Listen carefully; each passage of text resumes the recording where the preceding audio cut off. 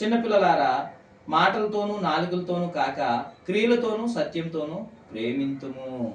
కాబట్టి మనం మాటలతో చెప్పేస్తూ ఉంటాం, నీకు రేపు నేను బియ్యం పంపిస్తానులే, మీ ఇంటికి రేపు ఒక 50,000 అప్పిస్తానులే, నీకు ఎక్కడైనా హెల్ప్ చేసేలా, నీకు ఉద్యోగం వచ్చేలా నేను చేస్తానులే, లేదంటే అక్కడికి వెళ్తే నా పేరు చెప్తే పని అయిపోతుందిలే అని కేవలం ఏదో మాటలు చెప్పి వదిలించేసుకునే ప్రేమ మనం చూపిస్తాం. అలా కాదు, మాటలతోనూ నాలుకలతో అసలు ప్రేమ మీరు చూపించొద్దు, క్రియలతో ప్రేమ చూపించండి. క్రియలు అంటే చేసేవి, అది చేసి చూపించండి ఆ ప్రేమ.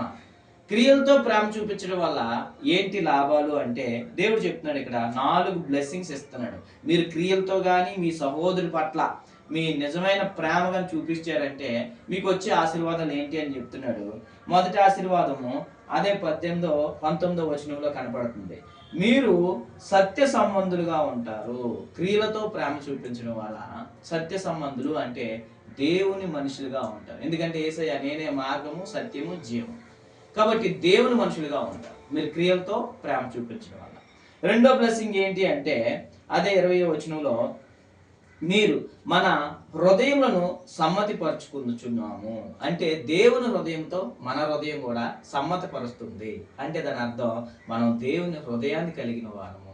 మరి దావీదుకి చెప్పాడు దేవుడు, దావీదు నా హృదయానుసారుడు, నా ఇష్టాలను నెరవేర్చేవాడు, నా ఉద్దేశాలను స్థిరపరిచేవాడు, నా హృదయం కలిగిన వాడు. ఈరోజు దావీదే కాదు, దేవుడు చెప్తున్నాడు మీరు క్రియల ద్వారా ప్రేమిస్తే మీరు కూడా దేవుని హృదయాన్ని కలిగిన వారు అని చెప్తున్నాడు. దేవునికి స్తోత్రం ప్రియులారా. కాబట్టి మనం రెండో బ్లెస్సింగ్ ఏంటి అంటే క్రియల ద్వారా ప్రేమించడం వల్ల వచ్చే లాభం ఏంటంటే మనం దేవుని హృదయం కలిగిన వారుగా ఈ లోకంలో జీవిస్తాము. మరి మూడో బ్లెస్సింగ్ క్రియలతో ప్రేమించడం వల్ల మీరు 21వ వచనంలో మరి అక్కడే ఉంది, దేవుని ఎదుట ధైర్యం గలవారుగా అవుదుము. ఏంటంటే దేవుని ఎదుట ధైర్యం గలవారుగా అవుదుము. మరి ధైర్యం గలవారు అంటే మీకు అర్థం తెలుసో లేదో, క్లాస్లో టీచర్ హోంవర్క్ ఇచ్చారనుకోండి, అసైన్మెంట్ పెట్టారనుకోండి, అందరూ కూడా అసైన్మెంట్కి ప్రిపేర్ అయిన వాళ్ళందరూ మరి హోంవర్క్ చేసే వాళ్ళందరూ కూడా ధైర్యంగా ఉంటారు.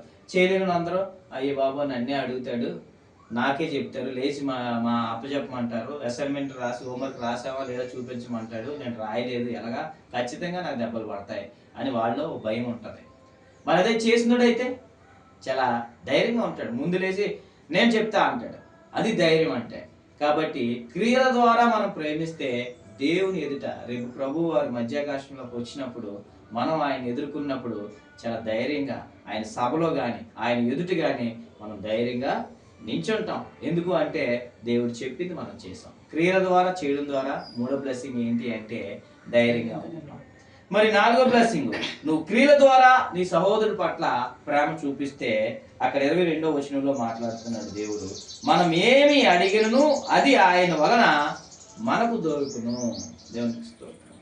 మనం ఏది అడిగినా ఆయన వలన అది మనకు దొరుకుతుంది. ఎప్పుడు మనం క్రియల ద్వారా మన సహోదరులు ప్రేమించినప్పుడు, లేమిలో ఉన్నవారిని, మరి ముఖ్యంగా లేమిలో ఉన్నవారిని ప్రేమించినప్పుడు దేవుడు మనకి ఇచ్చే బ్లెస్సింగ్స్ ఏంటి అంటే 4. మొదటి బ్లెస్సింగ్ సత్యవంతులుగా ఉంటాం. 2 దేవుని హృదయం కలిగిన వారిగా ఉంటాం. 3 దేవుని ఎదుట ధైర్యవంతులుగా నిల్చుంటాం. 4 మనం ఏదడిగినా అది దేవుని వలన పొందుకునే వారిగా ఉంటాం. కాబట్టి ప్రియులారా, దేవుడిచ్చిన ఆజ్ఞను బట్టి మనం ఏం చేయాలంటే ప్రేమ అనేది దేవుడు ఎలా చూపించాడో ఈ భూలోకంలో మనుషులందరిపైన మరి మనం కూడా మన సహోదరుల పైన, మరి ముఖ్యంగా లేమిలో ఉన్నవారి పట్ల మనము అలాంటి ప్రేమను చూపించినట్లయితే దేవుడు తన నామమును బట్టి చూపుని ప్రేమను మరుచుటకు ఆయన అన్యాయస్తుడు కాదు. మీరెంత చూపిస్తే దేవుడు ఎంతో చేయాలని మీ పట్ల ఆశ కలిగి ఉన్నాడు. కాబట్టి దేవుడు లోకాన్ని ప్రేమించమన్నాడు, దేవుడు సహోదరుల పట్ల అన్యోన్యత కలిగి జీవించమన్నాడు.